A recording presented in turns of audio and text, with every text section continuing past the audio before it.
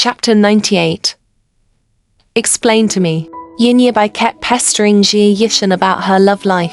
When they got off the plane, Jie Yishan received Su Jingting's resentful gaze. He had gone all the way to save her, but she had spent the entire journey with her best friend, and had completely forgotten about him, her real boyfriend.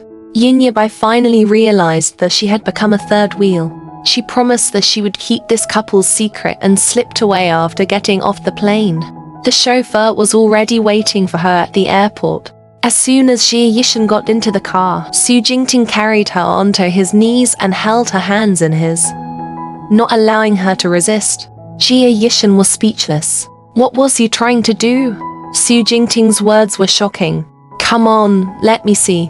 Jie Yishan was speechless. Her hand did not move and she let Su Jingting hold it, her head hanging on Su Jingting's shoulder. Shaishan, what? Su Jingting urged, explain to me. How did you beat up 5 hooligans? Since you can beat up 5 hooligans, you can break free from my hands. Assistant Sun, who was sitting in the front passenger seat, twitched his lips. When CEO Chismen arrived, he couldn't believe that the 5 fiendish hooligans had been beaten down by Jie Yishan to the point of begging for mercy. They were just short of worshipping her. He followed President Su's instructions and hid the fact that Jie Yishan was good at beating people up. If it spread, who knew what would happen? Even Jie Yishan's best friend didn't know. Jie Yishan pretended to be dead and did not speak. Su Jingting let go of her hand and she hugged Su Jingting's waist coquettishly. One just have a little strength and know how to hit people. It's not a big deal. This is a kind of potential that has been stimulated and evolved into my instinct. Su Jingting didn't know whether to laugh or cry. Isn't this a big deal? Shaishan shook her head vigorously. I grew up in B City. Girls who grew up in the countryside all know some martial arts. It's normal. The people who wanted to kidnap me probably didn't know, so they found a few little rookies. Su Jingting patted her head. It's okay. Well, isn't it great that one have some ability to protect myself? Yes, it's good to be a girl. I don't know who he offended to be so vicious. Jie Yishan felt indignant. She was really unlucky. Su Jingting had already arranged for people to stay in C City to get to the bottom of the matter. They were just short of the final truth. Don't worry. We'll know soon. Jie Yishan leaned against Su Jingting. Let's make a deal then. You have to tell me everything when you find out.